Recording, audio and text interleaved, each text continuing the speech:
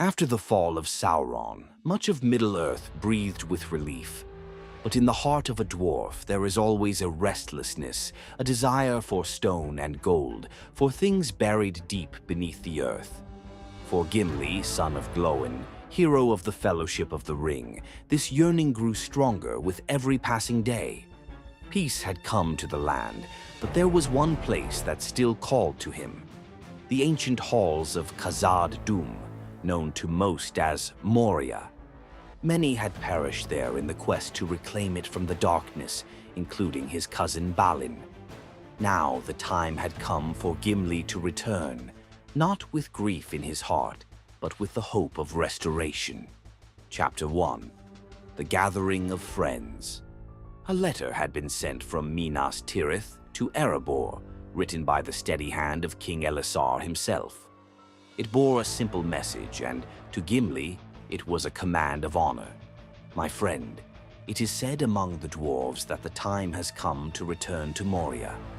I would not let such a journey pass without the presence of one who knows its halls as Balin did. The dwarves of Erebor prepare for their expedition, and I would ask that you lead them. Gimli set the letter down, his heart stirring with ancient memories. He had once walked those halls as a member of the Fellowship, and what they found there had been death and shadow, Durin's Bane, the Balrog, and the tomb of Balin, son of Fundin. But Gimli was no longer a wandering companion. He was Gimli Elf-friend, lord of the Glittering Caves, a warrior with battles won and scars healed. Yet he was also a dwarf. His kin's blood ran deep, and Moria's halls were theirs by right. He knew it must be reclaimed, not just from the darkness, but from the ghosts of its past. "I will go," Gimli declared to King Thorin III and Stonehelm, his voice carrying the weight of unspoken promise. Chapter 2. The Descent into Shadow.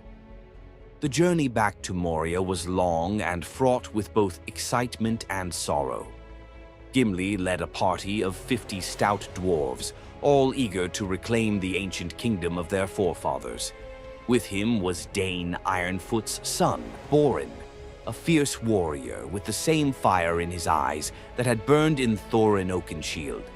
Gimli's heart lightened as he remembered the journey he had once taken with his Fellowship friends, Aragorn, Legolas, Frodo, and even Gandalf. But this time no Fellowship walked beside him. This was the work of dwarves, by dwarven hands. The gates of Moria were cracked and overgrown, the once grand entrance now shrouded in quiet desolation. The ancient words still shone faintly upon the stone. "Speak, friend, and enter." "Durin's crown still glimmers," Borin murmured as they beheld the 7 stars of the inscription. "Aye," Gimli replied, his voice low. "But there is no welcoming light beyond, only the dark remains." The door creaked open under the force of their combined strength, revealing the familiar abyss beyond. They entered, torches lighting the way, their steps echoing through the endless cold corridors. Chapter 3. Echoes of the Past. Deep within Khazad-dûm, the company found the remains of Balin's colony. The great chamber, once filled with the hammering of forge and anvil, now lay silent. The tomb of Balin stood undisturbed, but a solemn air hung over it. Gimli knelt before it, running his hand over the inscription. "Balin, son of Fundin, lord of Moria." "I wish you could see what we mean to do here, cousin," Gimli whispered. "We will not fail." But it was not only memory that lingered in the depths. There was something else, an eerie stillness that carried the weight of watchful eyes. Gimli had heard rumors of creatures, remnants of the dark days, that still skulked in the shadows of Moria. But it was not fear that held him. His blood stirred with determination. The halls of Durin would not belong to the dark any longer. The dwarves labored, beginning the task of clearing the debris and rot that had overtaken the once glorious halls. For many days they worked tirelessly, slowly restoring the ancient roads and chambers. It was after one of those long days that a sound reached their ears, an echo, faint yet unmistakable, the deep, rhythmic thud of a distant drum. Doom, doom, doom. Chapter 4. The Enemy Below. It was Borin who first voiced what Gimli had long feared. The drums. They sound as they did in the old stories. But these drums were no echo of the past. A malevolent force stirred in the depths. Orcs, those cursed creatures who had overrun Moria, still lingered, biding their time. And they had not forgotten the presence of dwarves in their midst. Late one night, the watchman cried out, "They come!" Out of the darkness, a horde of orcs, twisted and foul, poured from the lower tunnels. Gimli's battle axe was in his hand before the call of alarm had finished ringing. His heart raced as the years fell away, and once again he was in the heat of battle. With a mighty roar, Gimli led the charge, his axe cleaving through the dark tide. For Durin! For Balin! Borin fought at his side, a whirlwind of strength and fury. The dwarves, though outnumbered, fought with the fierce determination of their forefathers. The clash of steel against steel echoed through the chamber, and the once silent halls were filled with the sounds of battle. It was in the deepest of the battle, as Gimli stood atop a pile of slain foes, that a shadow passed over him. Looking up, he saw a towering figure clad in black iron, wielding a hammer the size of a boulder. The orc chieftain.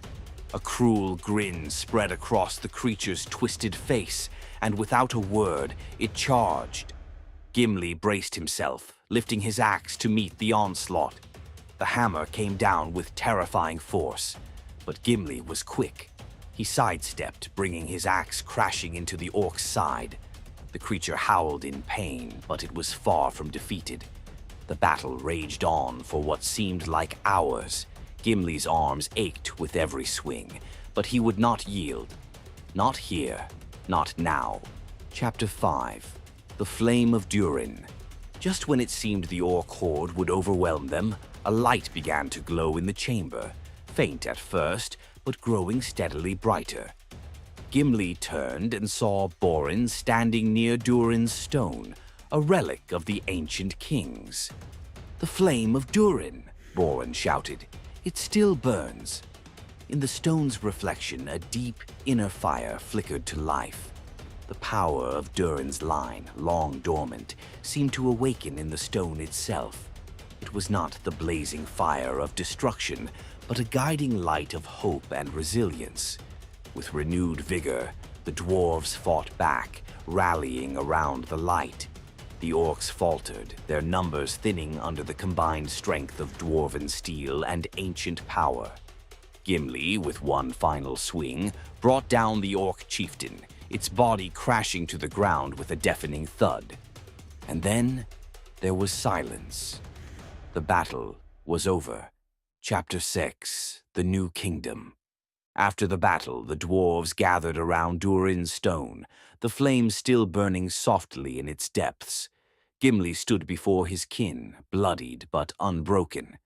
"We have reclaimed what is ours," he said, his voice filled with pride. "The halls of Moria shall no longer be a place of death and shadow. From this day forward, they will be a beacon of dwarven strength and honor." The dwarves cheered, their voices echoing through the restored halls. Gimli felt a deep sense of fulfillment. He had not only avenged the death of his cousin, but had also restored his people's legacy. Moria, once a place of darkness, would rise again. Epilogue. As the years passed, Khazad-dûm was rebuilt, and Gimli, though a leader of his people, would always remember the journey that had brought him there. And sometimes, when the moon was full and the air was still, he would stand by Durin's stone, watching the flame flicker within, knowing that the light of his ancestors would never fade.